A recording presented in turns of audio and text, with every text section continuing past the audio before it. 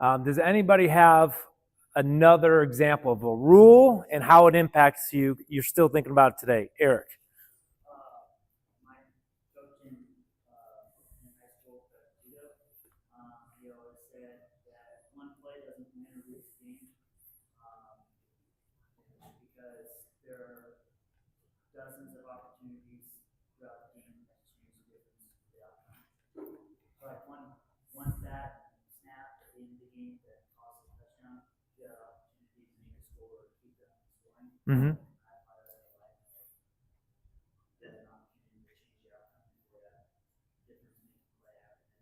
Yep. So one thing's not going to make it the biggest. It's not going to be one thing. All right. So now we're going to connect it to football.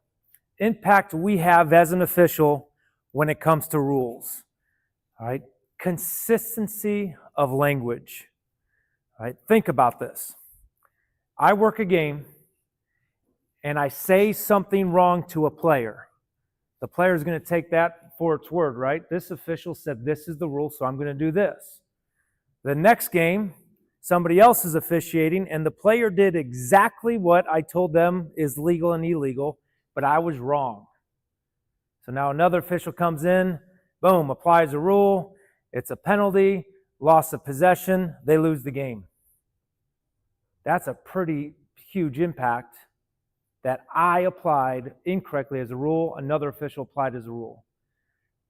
I know it doesn't seem like a big deal, but Aaron Duker said it yesterday. If you're working high school, if you're working college, you have to put in time to know both rules. All right? Because, yeah, it might be a small, simple situation for you, but that one rule miscommunication to a player, that could affect them impactfully later on, let alone another official. How many times have we heard, well, the officials last week told us this? All right? It's impactful. It impacts other people when we say something, the language, incorrectly. That's what we're talking about, consistency. Apply when and if needed. All right, so the question yesterday during the scrimmage is an interior lineman has their hands down and the snapper's addressing the football, and they just quickly picked it up and just pointed to the other lineman like, I got him, I'm going to block him. Should we flag that? And I said, no. All right, because we got to think about what's the intent of that interior lineman lifting up their hands. All right, it's an advantage-disadvantage rule. All right, now, if they come up and cause the defense to jump offside, yes.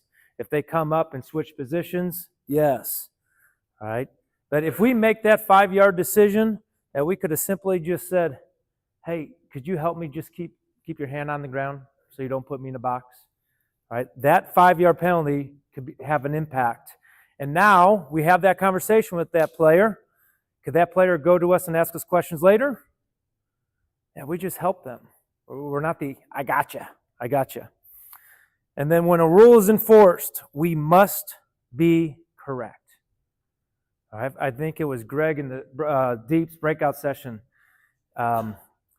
putting your name, like literally sewing your name on your yellow flag. That is your credibility every single time you throw that flag. That's your credibility.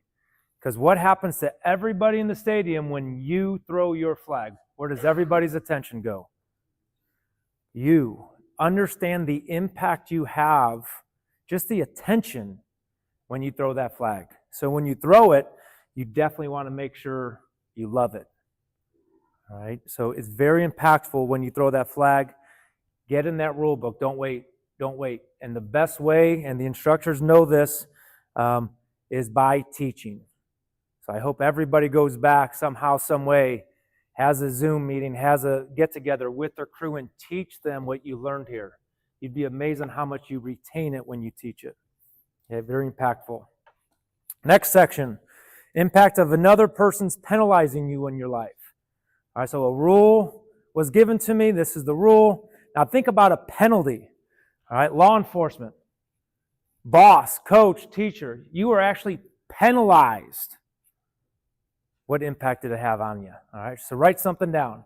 When you were penalized for breaking a rule.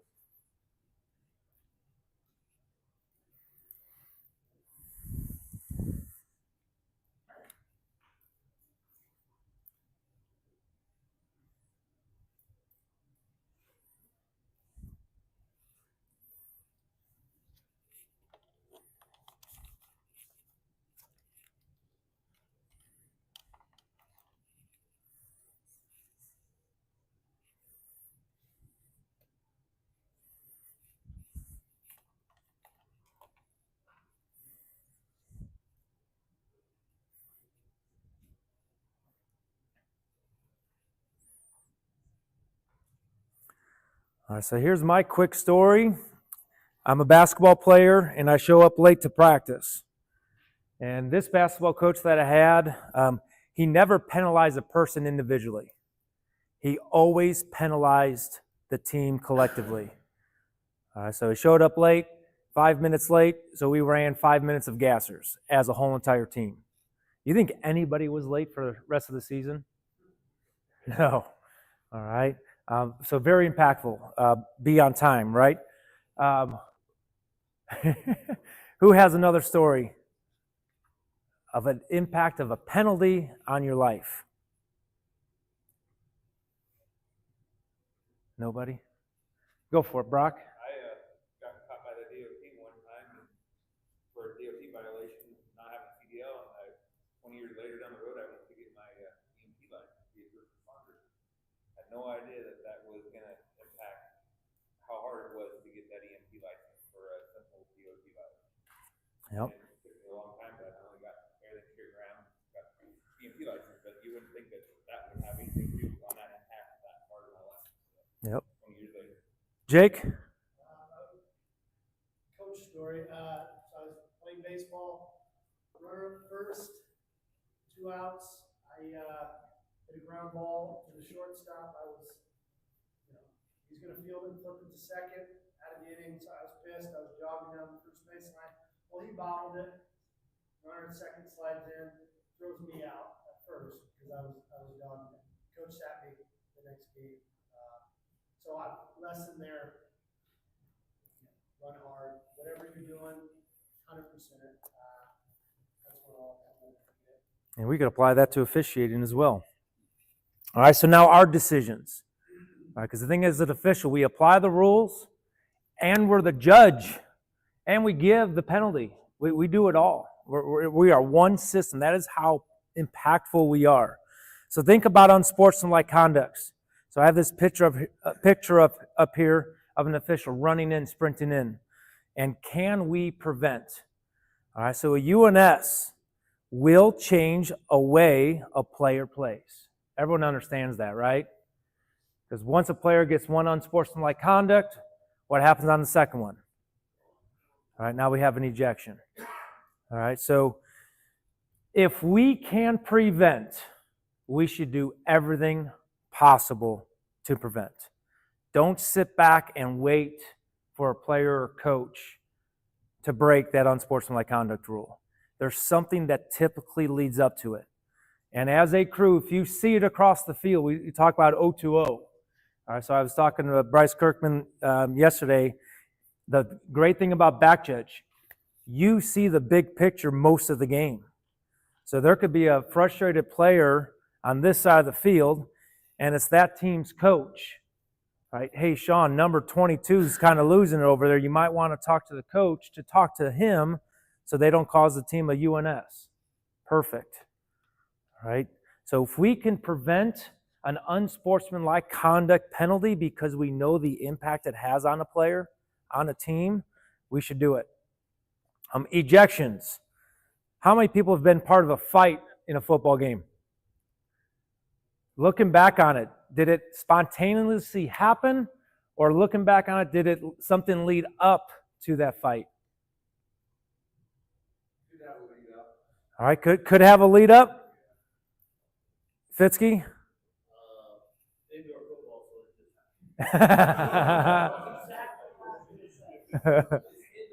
Indoor football just happens. All right.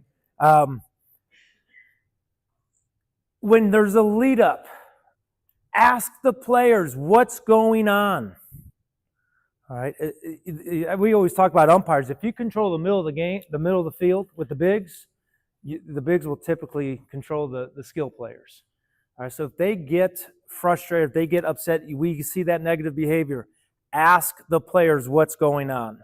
Because I have not seen a fight in all the sports officiating I do, whether it's a punch, a kick, or spit, that somebody else did not do something first to them.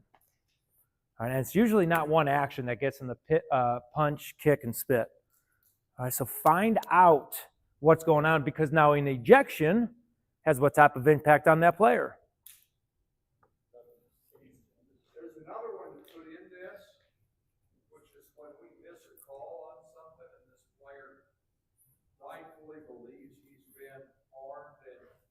there was no consequence for it. And I'm thinking the path of going to that player that rightfully believed he got fouled to say, he probably just got away with one here. I didn't see enough or whatever conversation.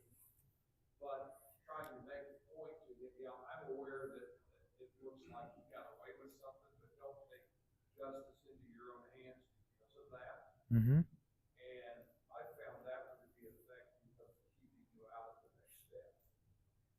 And again, that's recognizing somebody's upset about something. What are you upset about? He just slapped me across my helmet. Okay, if that's what happened, I saw it on the shoulder pad. I will make sure he doesn't do that again to you. I'm sorry if that's what happened. I didn't see it that way. All right, because if it does turn into an ejection, now we have a suspension. That is huge for football. All right, that is huge. You have the ability to impact that player's playing time in a positive way by doing it. And then the 15-yard fouls. All right, when in doubt, it is not. We got to make sure those 15-yard fouls are there. All right, so I think this was a Phil Laurie thing way back in the day. He said, on average, a 15-yard penalty will lead to 3 points. Sometimes a touchdown, sometimes a field goal, sometimes no points. But on average, a 15-yard foul will lead to 3 points. It could even be field position. 15 yards back, punt, now they get the ball in midfield instead of in the opponent's territory. So you got to understand the impact when we throw our flag and enforce a penalty, we have to be correct on those big ones. Okay, very, very impactful. Role models. Who is one of your role models? How did they become one for you? Think about a role model you have. How did they become one for you?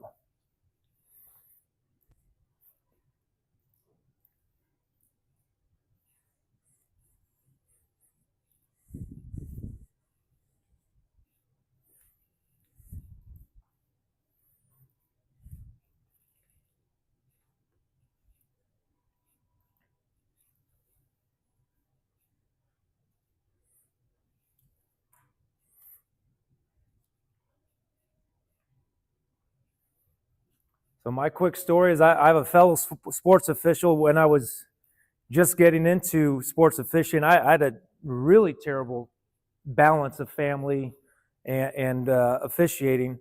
And this fellow, a sports official, I just saw how he interacted with his kids. All right, and then from that moment on, he was a role model to me of how he just found time and interacted with his children. I'm like, all right, I cannot miss out on my child's upbringing and everything like that. So that is a friend of mine, fellow sports official, just seeing how he interacted with his kids. Another example out there somebody would like to share.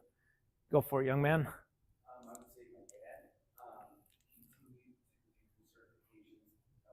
Principal and superintendent growing up, and he'd go away to do that on some summers, get away from things. And so during football season, working and doing regular work on Friday night was back to me, so I got to go and got to hang out with his crew on Friday night. So it was something where I got to see how he got to operate with all his friends down there 12 years. Amen. All right, so nowhere in the job description, nowhere in the mechanics manual is it going to say, officials, you guys are role models. But guess what? People look up to us as sports officials. We don't know it. We don't see it. People don't tell us directly. All right? Players become future officials. And what are the two types of officials they remember? The really good ones and the really bad ones. All right? You become a role model to future officials, whether they're players or fans, all right, or sons. You have to understand that how we behave as a sports official, it will be modeled by someone, somehow. Okay? How many people, referees in the room, do you guys look at referees' announcements and like, I like that, I'm going to use that? All the time. we are role models, all right, all the time. In line of scrimmage, you guys look at a fellow line of scrimmage officials, how they move. All right, what is a slide and glide? How do they do the 90-degree angle so seamlessly? All right, so understand people are watching and you have the ability to role model. Reflection of other officials. Audience in your games associate your behavior with other officials. Oh, so if they have a bunch of good officials, oh man, these officials are awesome. These officials are great. And then there's one bad apple. One bad apple. Now what do they think about that whole group of officials? Oh, they're terrible. All right, so understand that impact you have all the time. All right, God, I have not seen it anywhere locally, but back in the day where officials would grab a player's face mask to yell at him. Bad role modeling. All right, instead of just going right up shoulder to the player. All right, hey man, what's going on? All right, role model the good, positive behavior as a sports official. Where did you learn how to behave in different situations? All right, we go through a lot of situations as a sports official, as a parent. Where did you learn how to behave in different situations?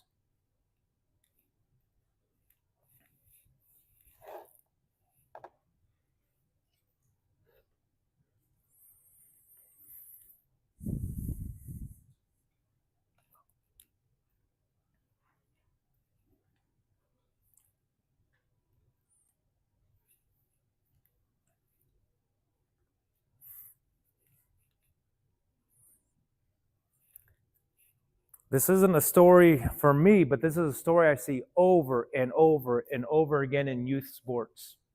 Actually, high school sports too. When do players get out of control? When coaches and parents get out of control.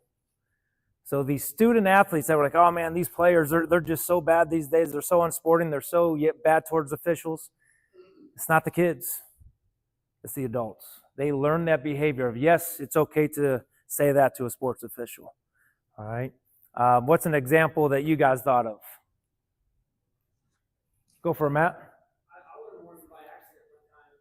Supervisor and at my job and had a younger kid, he's 18 or 19, and he was doing something really stupid. He was throwing some stuff that's really stupid, and like I wanted to like chew him out, and he turned like by the time I got there, he turned around. He was very frustrated and very angry, and kind of snapped at me and caught me off guard. And then I just like didn't know what to say or do, so I ended up asking him a very short, pointed question. Voice, and then just like lowered the tension, and then we were able to resolve it. Like I didn't intend to do that. It taught me that like if the person you're dealing with is if they're being elevated, you just go the opposite direction and bring the energy down. Absolutely. All right. Crewmate. We learn how to be a crewmate from other crewmates. All right. So, people keep on saying, I have not had the pleasure to work with Jeff Pazel on a football crew yet, but every single person that has ever worked with Jeff Pazel says the same thing about him. All right. So there's an appropriate way to act in the locker room before a football game, correct? All right. You learn that from the referees. And the good crews act appropriately. All right, you are there to do a quote-unquote job. You're there to prepare for a game. There shouldn't be a bunch of noise and nonsense stuff when the crew is doing crew stuff. Get you ready for a game. Certain behavior for vehicles. All right, so hopefully crews are communicating. The same person isn't using their same vehicle every single weekend. If they are, because they like driving, I hope they're sharing gas. All right. So there are certain things don't take for granted. This is more for young officials when it goes into transportation to and from games. Because us veteran officials, we need you, we want you, we're going to take care of you. All right. But have that wherewithal of the appropriate behavior in vehicle and transportation. Work ethics. All goes back to the coaching situation. Whoever the leader is, whatever that leader work ethic is, that's going to be the expectation. During the week is so important. All right, so whatever your crew expectations are, leaders hold the crew accountable, crewmates, be good crewmates, and do what's expected. Everybody benefits. Because if nobody does the work except one or two people during the week, what's going to happen on the field? All right, same exact thing. Okay?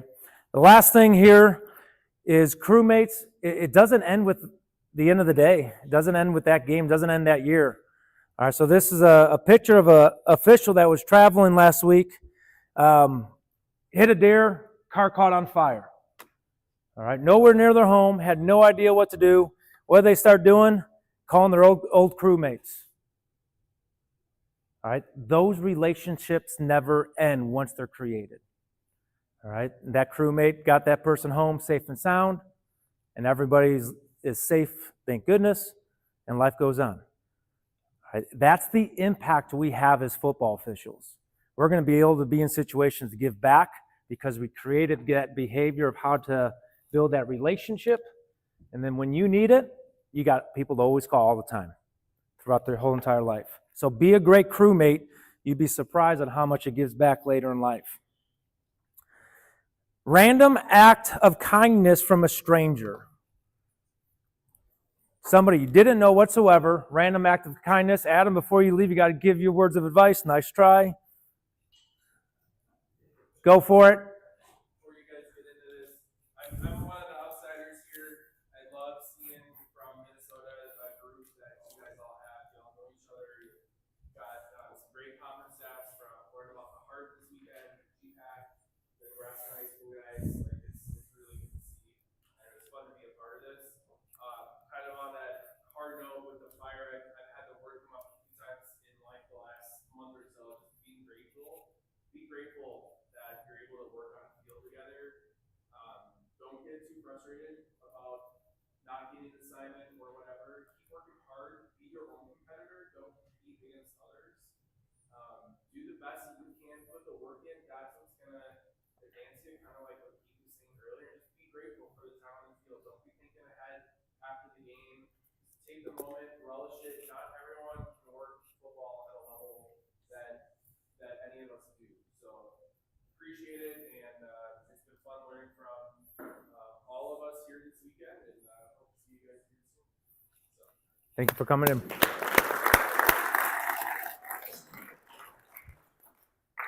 I'll be in touch a lot more after Capital Series. Sounds good. Thanks for coming in. All right, so random act of kindness from a stranger.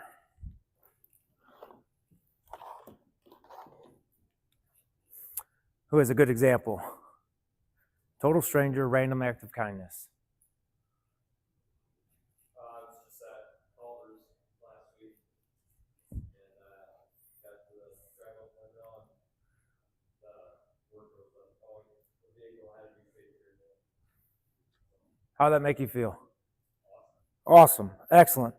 All right. If you have ever at like a grocery store, we all know what those struggling parents look like sometimes. And they have like milk, bread, cereal, and like 5 items of food, right? You just, boom, random act of kindness. I got that one. Put it on my bill. All right? Life moments of players and coaches. Acts of gratitude. All right, so I was in a situation last year, a coach just lost one of their parents. And through the pregame conversations, just, a simple condolences to the coach. And the coach says, "How did you even know about that?" Oh, I said, "Coach, we scout both teams before the game, and we sort of want to get to know the people who we're servicing for the day. So I usually take a look at bios of the coaches, just get to know them as a person. And like, you officials actually take time to get to know us coaches as people?" I'm like, "Absolutely." He goes, "I appreciate that.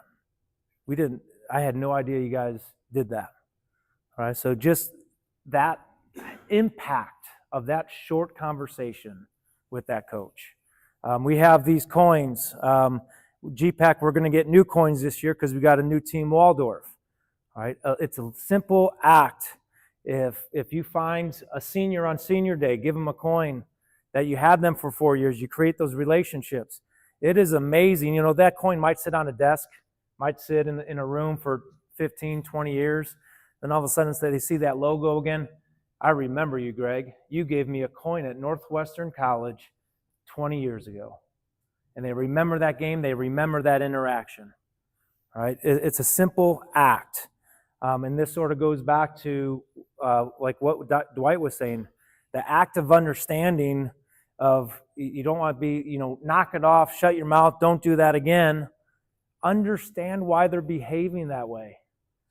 For all you know, they just got kicked out of school and this is the last football game. That's not a true story. I'm just making that one up. But understand people, because the impact of those interactions are very strong as a sports official. Very strong as a sports official. All right, last one. How has being a football official made you a better family person or worker? Family person or worker?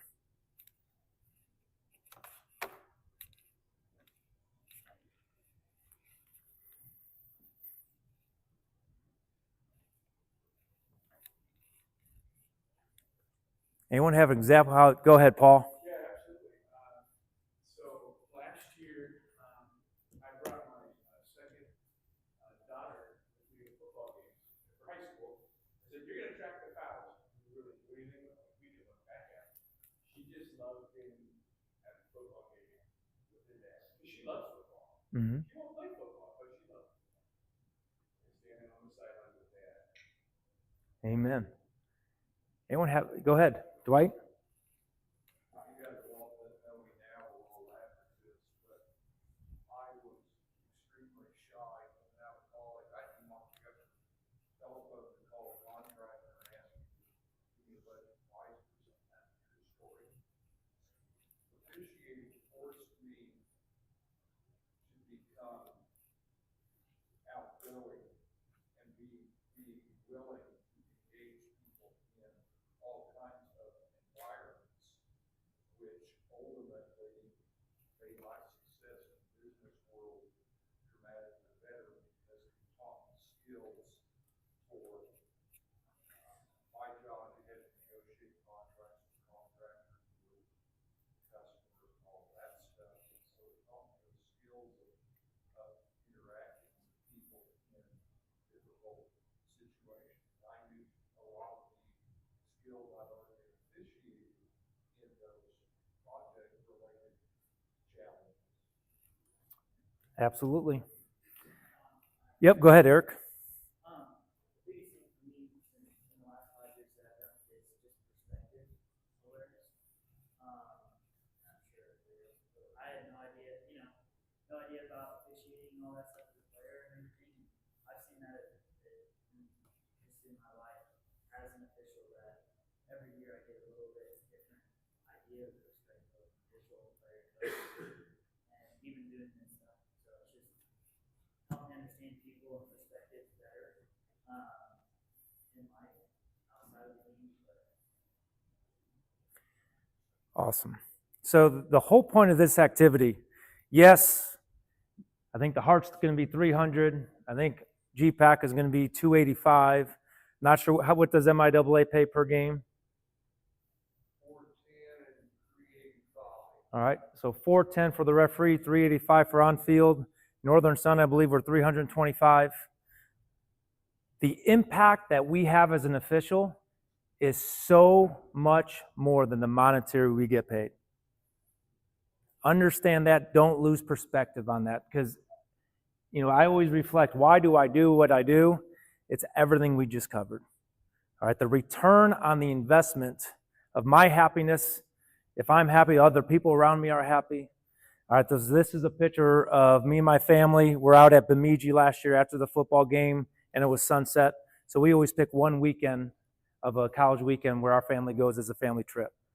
All right, it's those moments that will never, ever, it pays off so much more than what I'm going to get in Arbiter Pay or RefQuest. Understand the positive impact and important impact you have on others and others have on you. So thank you for being a football official, and thank you investing in becoming a better person for others and yourself. So that is the speech of Impact of Official. Instructors that are left, if you guys could come down here, we're going to have sort of an instructor panel. Because I asked does this move? This does not move. I did ask the officials, why are they attending this jamboree? And some of the answers were, I want to work college football. Excellent. Awesome. I want to get snaps. Excellent. Awesome. I want to network. Excellent. Awesome. But then there was 8 other things that were sent there that I don't think we would have covered in general sessions or breakout sessions. So if you guys just grab a chair so you don't have to stand. And then Zach, you just want me to pass this along who's talking? Or,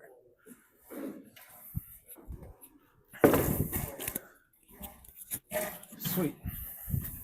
I wouldn't move this if this was movable, but it's, oh yeah. Is there any wires that I'm, dang it. Yeah. There's a box that it's covering, so. Oh But I man. think you're okay right there. Did I move it too much already? You might have. Dang it, Sean.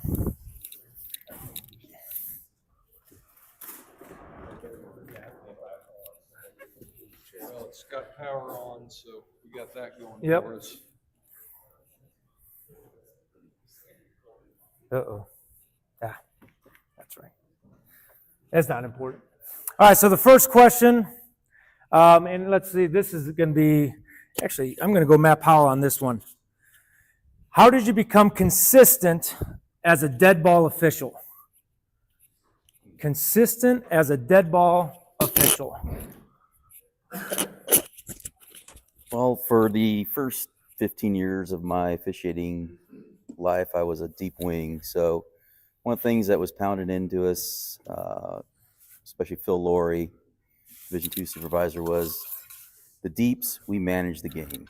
So that was always my number one priority going into a game, was nothing was going to take place after the play was over without me knowing what happened. And especially if I was on the offside, you've got nothing going on, the play's on the other side, you've got the wide field there, you got the perspective. There's times where you might be the only flag down on some play that there was somebody had a late hit, cheap shot that was around the pile, but everybody else was so focused on things that was going on with what they had to do to finish the play that I was able to sit back and look at that and see what happened and, drop the flag as needed. So every play I did that. And then I also made it a priority to, make sure that I could do everything in my power to have preventive officiating. So I was always talking to players, just stay up, play's over, it's dead, whatever it took, just to make sure that they didn't do anything, that I didn't have to drop a flag. So that's how I approached it. Any of the other instructors? Anything to add on dead ball, how you became consistent with it? Just because it's a dead ball doesn't mean we're taking time off, right? We get confused that, okay, oh, sorry, yeah, cool. I think sometimes we get to the point where, all right, we got through the play, we're good, now I'm going to start working on getting myself ready for the next play. There's always something going on. We always have to have eyes on something. So I think that's something to keep in mind as well, is that we're always officiating even if the play is not going on. So we can laugh about part of this. One of the things age will do to you is slow you down through no choice of your own. What's the message that we always tell young officials? Slow down.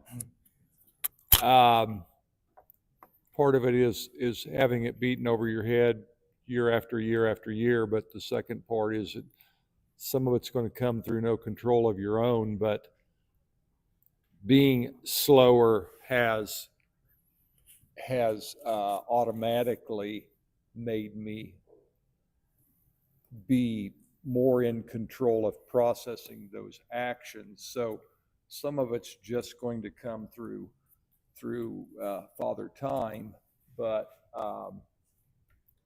and I think the other thing is going back and reviewing your own video, because there's only so many snaps to go around, but you can get an awful lot out of the video of revisiting those same snaps.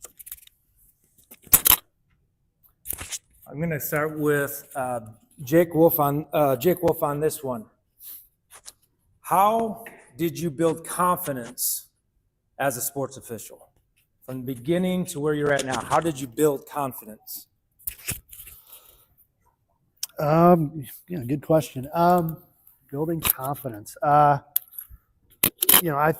I think, through experience, you gain more confidence, knowing the rules. I think when I guess would say, am more confident officiating, I'm confident obviously in my training and things like that, but I'll use a kind of a sports analogy because I used to coach. You're playing better when you're playing free. Your mind is free. You're loose. You're tight, right? That's when you're not very good. I'd say the same thing with officiating. So I got, I guess, more confident. The way I would put it is when I stopped worrying about making a mistake, missing a call, trusting myself, going with my gut. Not caring, but also just a little bit of that, just not being so tight and trusting my instincts. And, so to me, I guess that's what comes to mind when I think of being confident, officiating loose and trusting myself. Anybody else? How did you build confidence? Kevin, you're a confident guy. How did you build confidence? I think it's much of what Jake said. I think working a lot of games, but also knowing the rules so you can just react to what happens in front of you. I was not, when I first started, actually working GPAC in high school, trying to balance both. That's a really tough thing to do. But once you get the rules side of things down and know what has to be called, what needs to be called, gives you more confidence. But then again, working so many games to where coaches see what kind of game you call, and have the confidence in you as an official, I think that helps a lot too. And being with your peers too. I mean, working with guys who really know what they're doing really helps. So.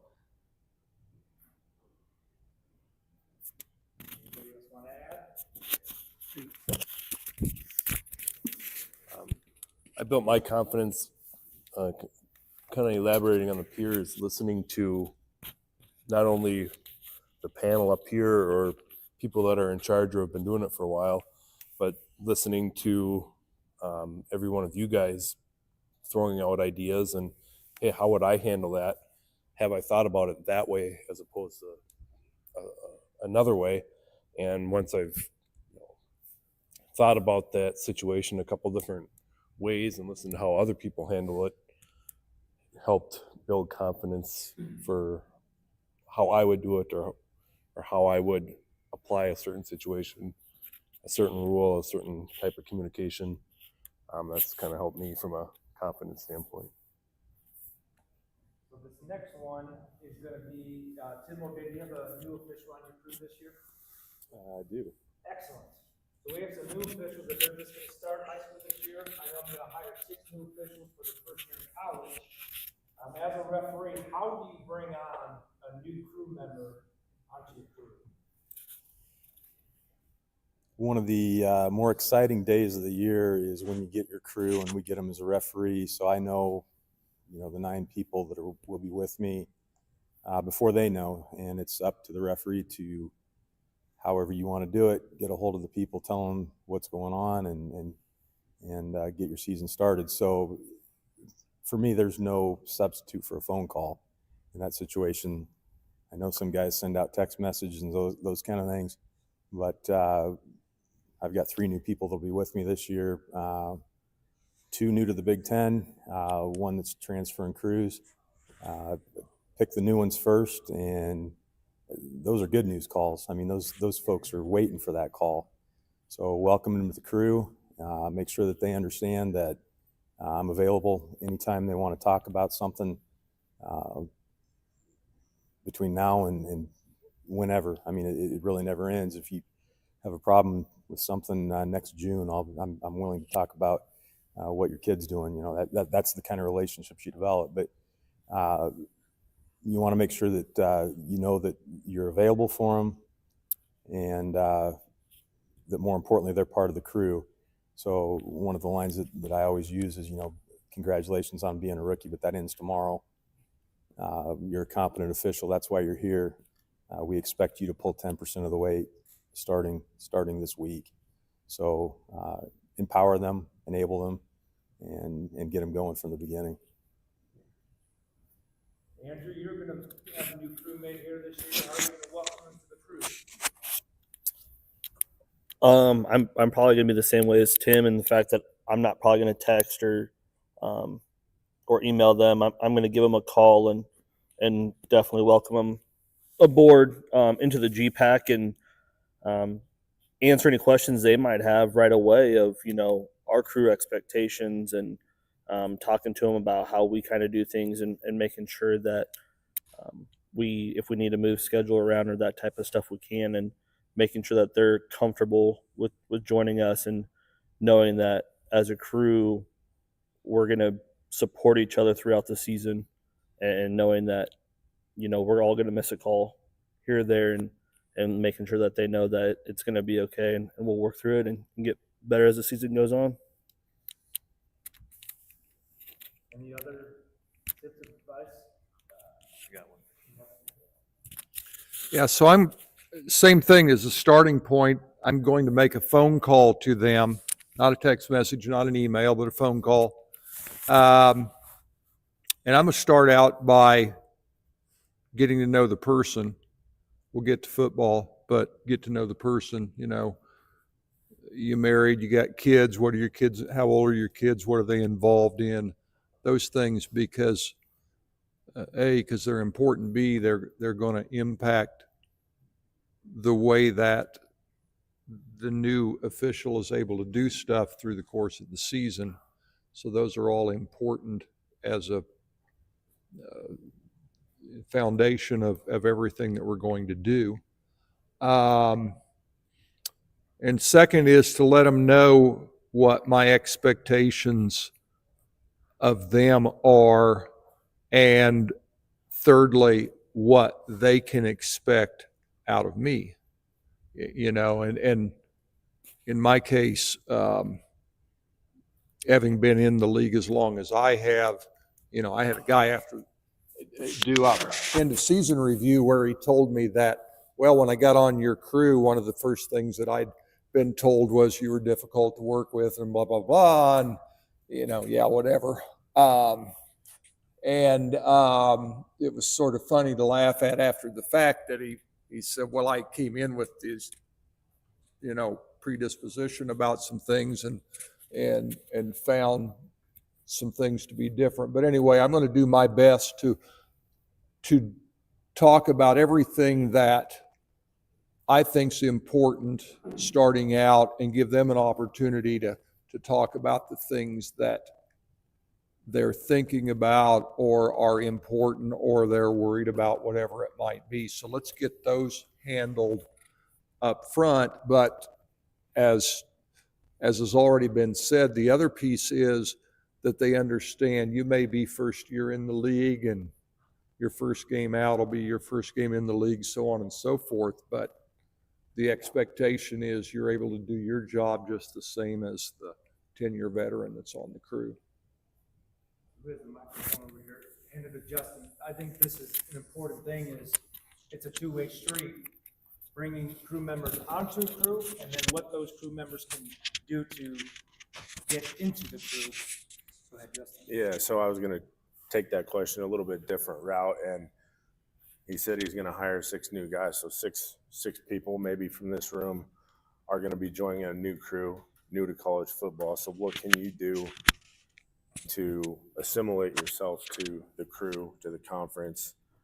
We talked about in officiating, communication is important. I think that's the first thing. Communicate with your referee. So he's going to call you, but then I think one of the first questions that you can ask him, what can I do for you? What can I do to help the crew starting from now. Volunteer for, it might be the worst job on the crew, but somebody's got to do it. So volunteer for whatever you can, and just try to help out the crew, be the good crewmate as much as you can. All right, Monty, you're probably the most professional at this. We talked about mechanics, and we tell officials, hey, you got to have good mechanics, How does one, without constant snaps, improve on mechanics? So minus the snaps, how can we now from June 1st to August scrimmages work on mechanics? So my first year in Division One, I went to the Big Sky, and we had a NFL referee who was with us and did some training. And he said, if you don't learn from the mistakes of others, you won't be doing this very long, like working Division One. And I really took that to heart. So probably like a lot of you, when I watch a game, like on TV, I'm usually watching what the officials are doing and deciding if would I have done that or would I have done something differently? So you can learn a lot from watching others, and you want to learn from your mistakes, but you also want to learn from the mistakes of others, and not only the mistakes, but you want to see the great things that official did, and then try to remember and try to put that in your toolbox and do that. So we got to learn from the good and the bad, but always try to learn. Always try to learn whenever you're watching a game.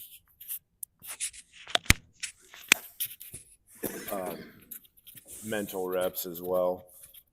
Scrimmages yesterday, multiple crews, multiple people out there. If you weren't actually working the scrimmage at that particular time, where you still keeping track of downs, still keeping track of clock status, you could even work your mechanics on the side. Stand behind the other guy, even if it's 8 yards off the field instead of 4. Do all those things, visualize, make your rulings just as you would. Think about whether it's a touchdown or not touchdown. Anybody have kids? Do they like playing football? So my son receiver, he throws routes. I try to throw as many sideline routes to him as I possibly can. I will work on my mechanic. Catch, no catch. Inbounds, out of bounds. All right. Run up the sideline where he ran out of bounds. All right. It's a simple thing, but I'm doing two things at one time. Playing football with my son and working on mechanics at the same time.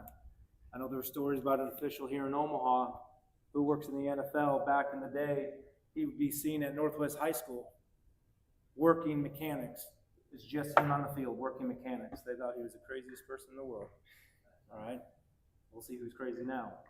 All right, find a way to go to a field and work on mechanics.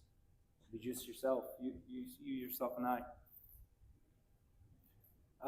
Let's see here.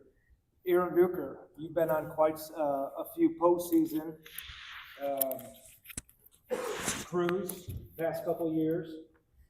What is it that you could tell officials that you control to be selected for postseason? I mean, I controlled everything leading up to that point, right? You don't get to make the decision. And if you try to figure out why you did or didn't get that position or opportunity, you're going to get way down in the mud at that point in time. So I know that when I go out on the field every single time, I want to be the best official. And that's not just at my position. So I'm going to do everything that I can that week of, that month before, that off season when there's not really an off season, because we should always be working on things if it's that important to you. Those things are really important. You can tell the officials that are getting better throughout the year. The officials that are putting in the time, like they said, when they're watching film, they can see what you're doing to get better, right? I don't just show up on a Friday night and then leave and I'm done with high school for that until next Friday. Same thing with Saturday. I don't just show up Saturday morning knowing that I'm good enough to get through this. I'm going to get my money. I'm going to drink some beer with the boys afterwards, or we're head home and we're having a good time, right? Right after we're done, I'm already starting to plan my next 2 or 3 days of how I'm going to get better. What am I going to do in the next 2 or 3 days from that game before to make myself a better official? Then we get to Wednesday or whatever, after we get our grades, I'm doing whatever I can to be the best official for that next game. So I'm already planning what I'm going to do next at that point in time. And then at the end of the day, I've been fortunate enough that I've been given the opportunities by advisors or assigners for the work that I've done. But it doesn't just happen. You have to put in the work if you really want to get these assignments. It's easy to sit back and say, well, I'm better than that person. Anybody can do that. Go show the assigner and everybody else, the evaluators, that you are better. Give them no opportunity but to select you because you are the best at that point in time. Take all the doubt out of their mind. Just be the best that you can be. Always be working towards that.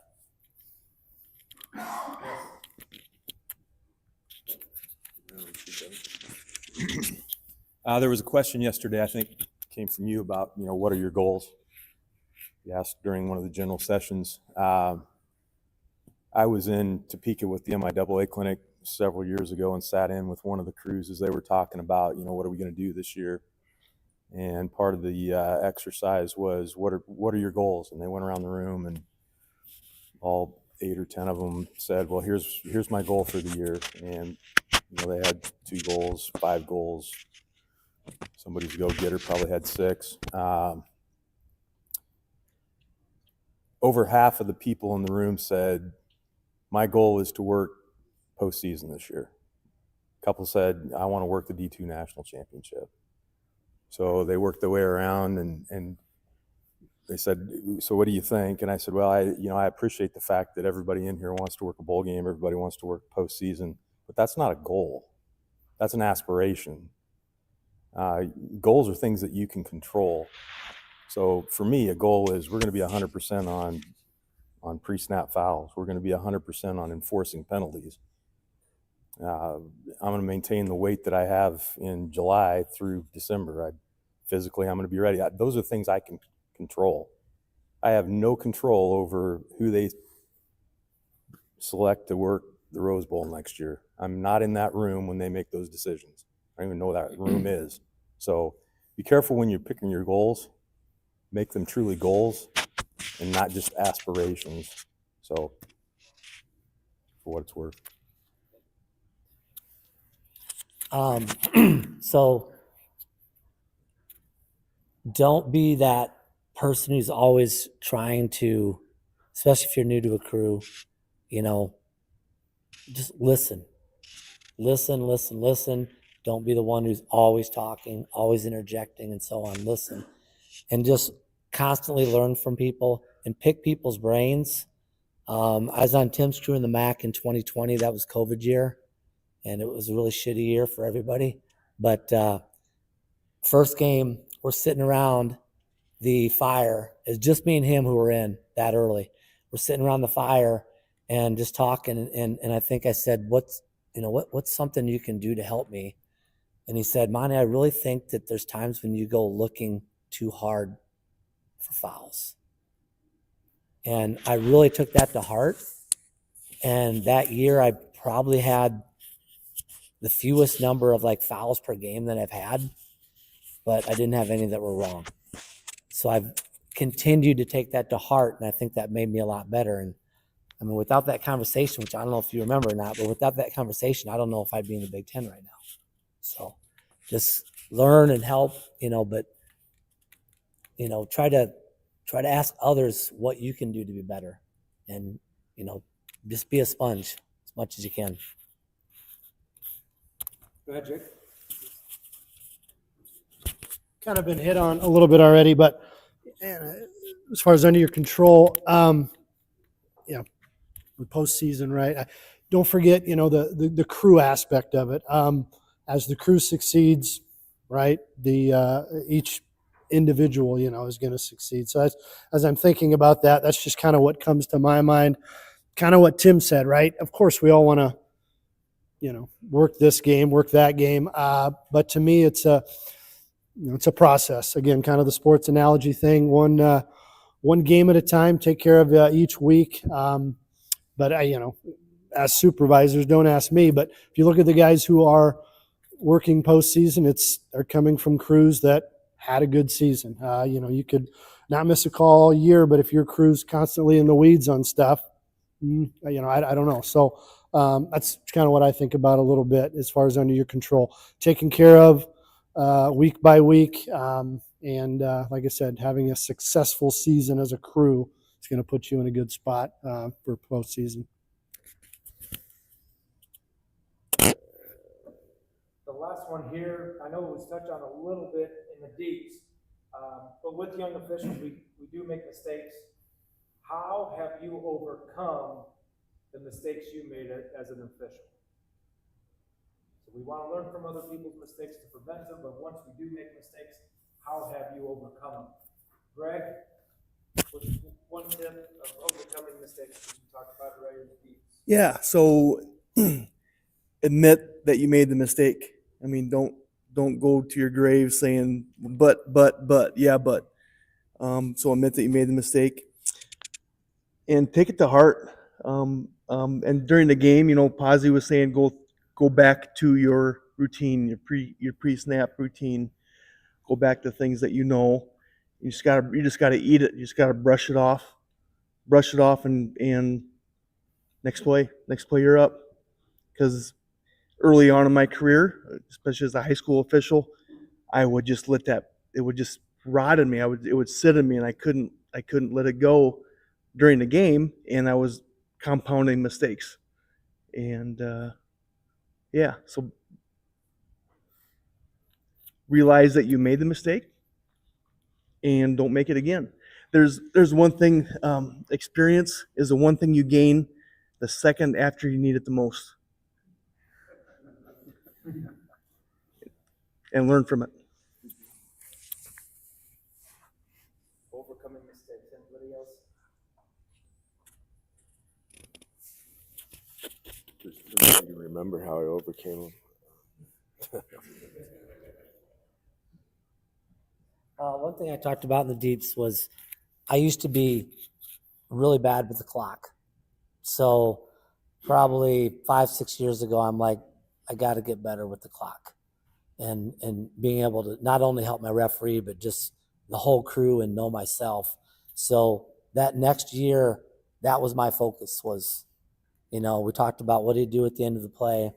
The very first thing I do once I get players separated and I know I don't have any, dead ball, my dead ball stuff is done because, teams are separated going the other way is clock is what I do in my head.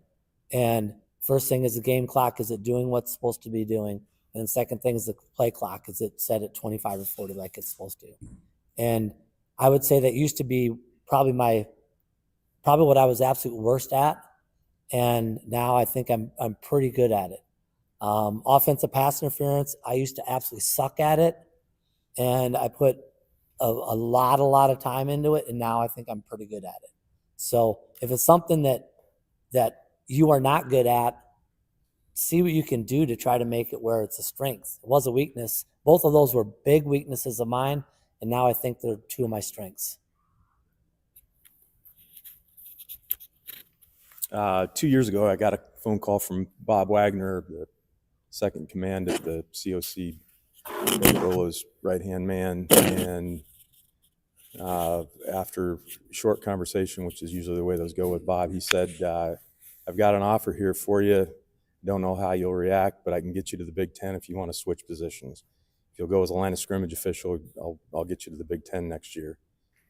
And like I've told people, I think my response was, does Pinocchio have a wooden dick? I'm in. I mean, yes. So you might have to edit that out. So This is live. Sorry. So anyway, the opportunity that I got was to come in as a swing official. So I worked with all but one crew during the course of the season. Only one crew twice, every other crew once. So it really was an interesting opportunity because you get to see the different cultures that every crew has, and every crew has a different culture.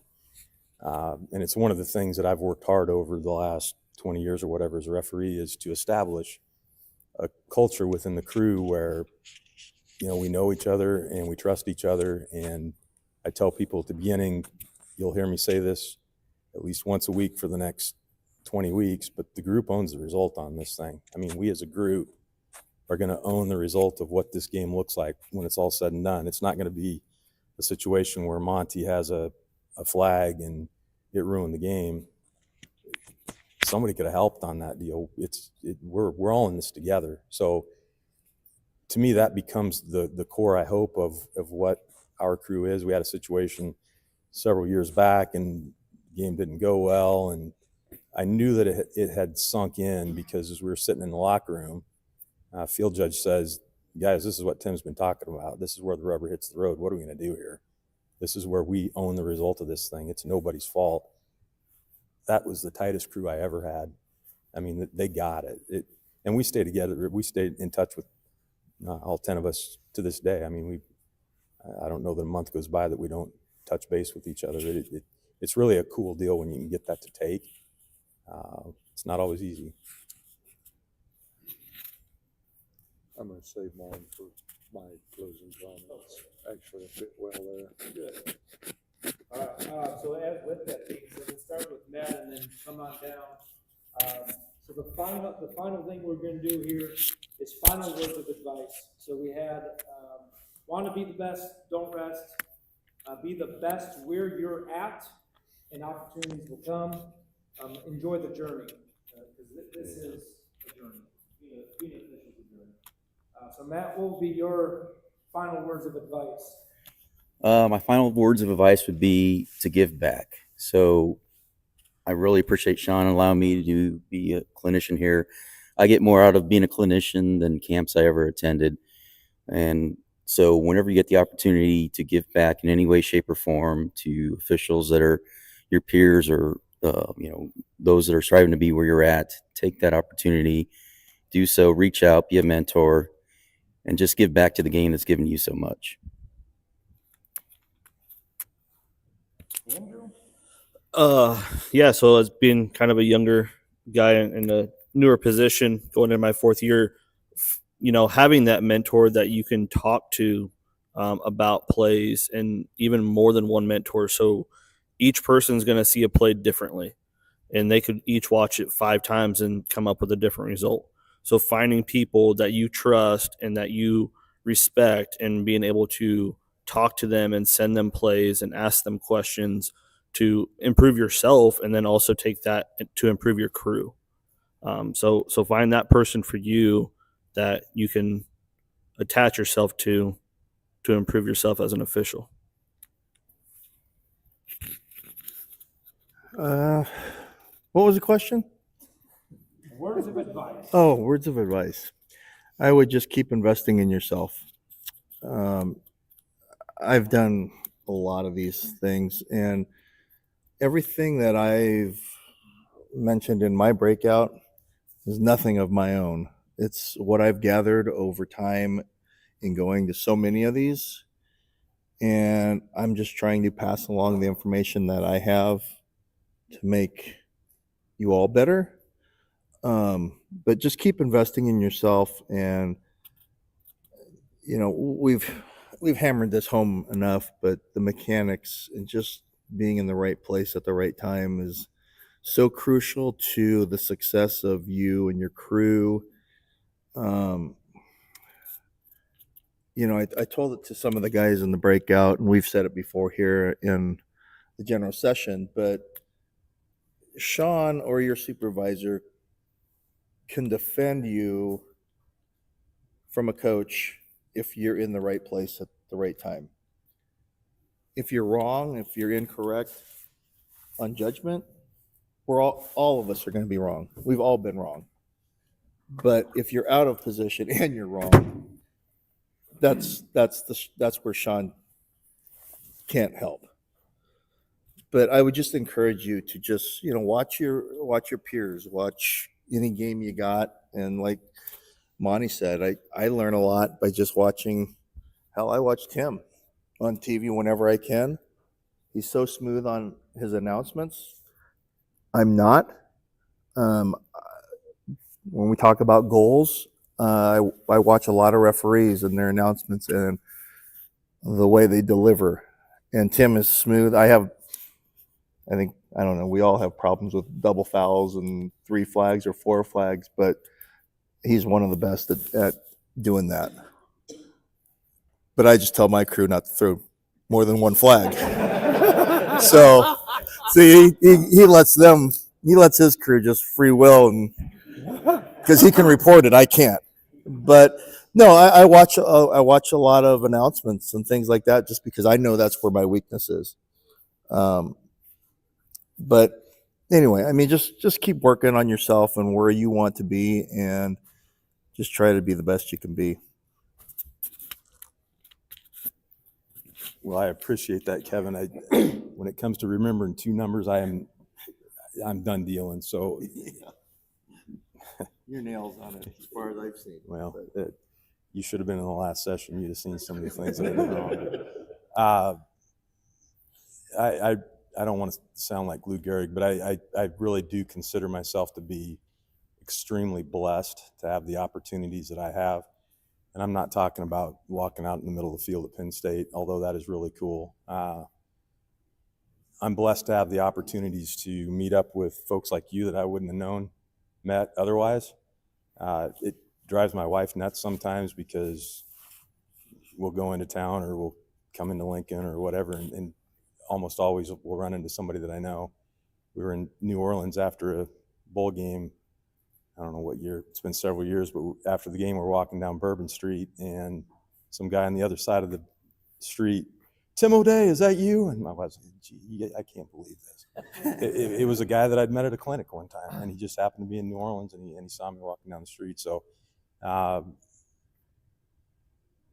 Steve Shaw said, "Blossom where your feet are." And it's kind of like what Keith said earlier. It's a cool opportunity we get. I mean, and it doesn't matter if you're at Concordia or at Ohio State. I mean, it's a cool opportunity that we get, and we do something that very few people can do, even though they think they can. So I said that one time, and it got quoted, and some idiot in the comments section put, "I can't fly a plane, but I know when they didn't land it right." What the hell? So anyway, that's my message is take this. I mean, we all have a limited number of opportunities to do this. The end will come, and it will come quicker than what we think it will. So take the opportunities, appreciate them, appreciate what you get through the friendships, and I hope you feel as blessed as I do. 2 things for me. One, you guys are at a point where you need to find other officials and bring them into our profession. Okay, we know that the numbers, I think, are slowly getting better, but we've got a long ways to go. So we don't have to play games on Thursdays in high school and play games on Saturdays.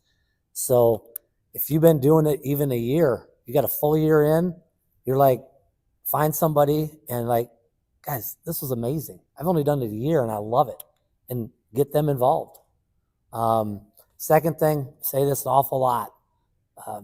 If you want to be good, don't officiate error. So if you're a line of scrimmage guy, yeah, you're responsible for the runner. But if there's space and that runner is free to foul, then you should be on the block, not on the runner. If you're a deep guy and your guy running your initial responsibility, your key is not threatened, then find work, find work inside and be able to help out with somebody else who, might not see something. So 2 things I got. My saying would be control what you can control, right? We talked about mechanics earlier. Like, that's something that we can control.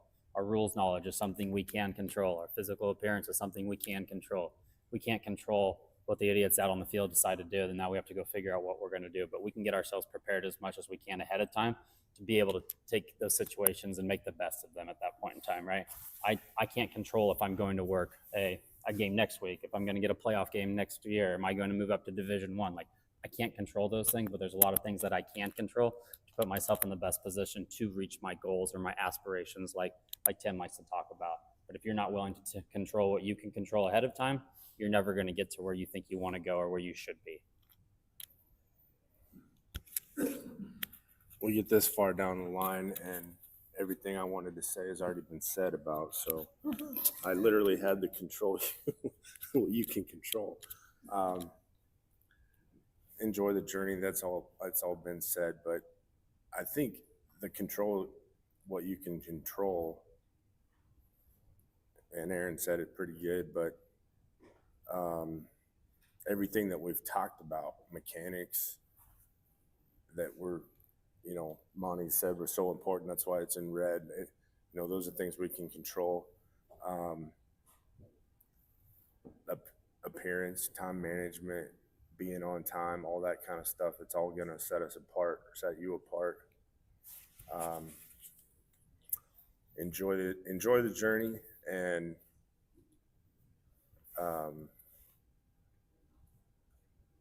treat every game like it's your last. Might be.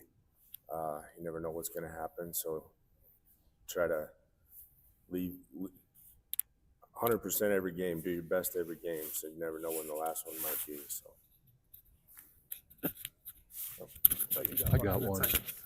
Two things. One's an expansion on what Monty talked about, and it's two challenges to each of you. Number one is you need to self-evaluate and identify, okay, here's what I'm not very good at. Once you've done that, there's a lot of resources in here to help you go address those. So I've identified the problem. I'm not sure exactly the best way of attacking this. You got a roster that's got all of our names on it. We're all available. Maybe one of us has been through exactly that same thing that you're struggling with. There's people and there's other tools around that can help you with whatever that issue might be. All you got to do is ask. If you don't ask us, we don't know that that's one of your objectives, so you have to ask the question. Number two, and this is mostly intended for the folks that don't yet know that they're going to get hired, but when you do, some free advice, so take it for that. Figure out within your skill set and then ultimately the makeup of your crew, how to be a contributor in that crew. How do I make myself be an official that my referee wants on his crew? Or Tim's case of 2 years ago when he was a swing headline judge and worked with a different crew every week. Best thing that you could ever have happen is you're a swing official, you work with all the referees, and when the season's over, every one of the referees wants Tim O'Day on their crew because they like what he brought to the table. It can be different for every one of us, but figure out what is it that I can bring to the table that's going to make me a good crewmate and is going to make my referee fight to keep me on his crew.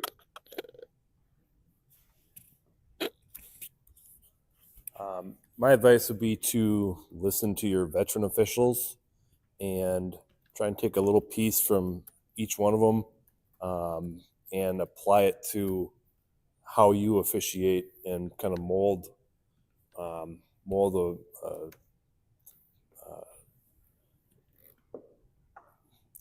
create how you officiate based on taking advice from some of the veterans that handle the situation in a certain way.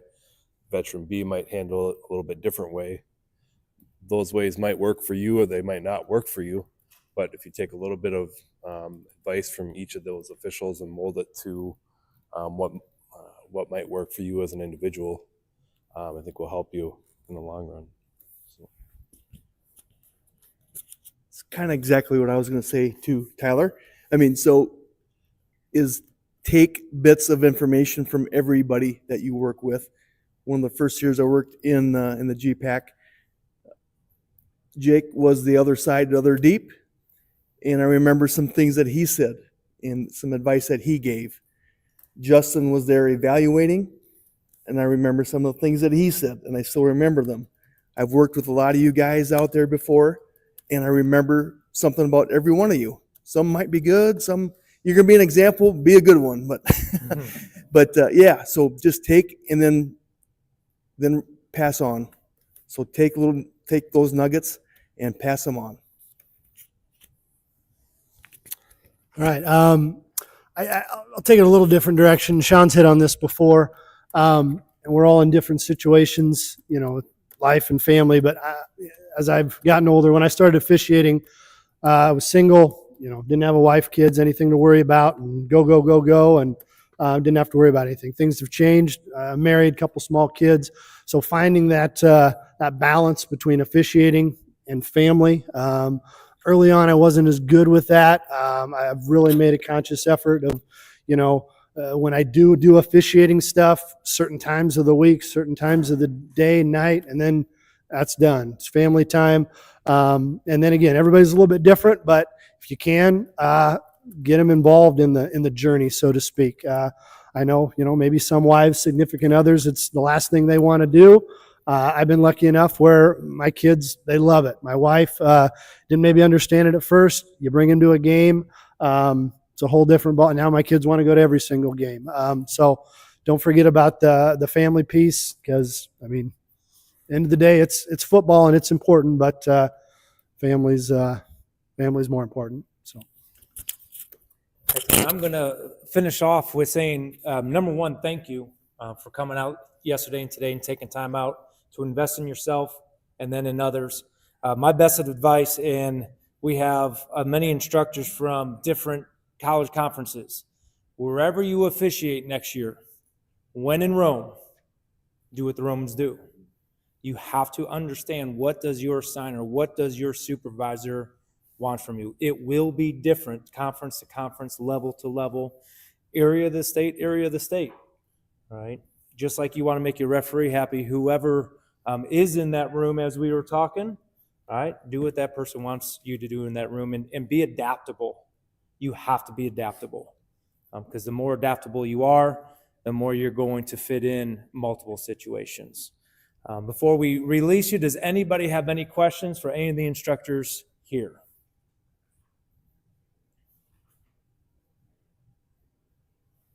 All right, thank you for coming out, guys. This is a conclusion of 2024 Jamboree. Have a fun and great 2004 football season. 2024, right? That's 2004.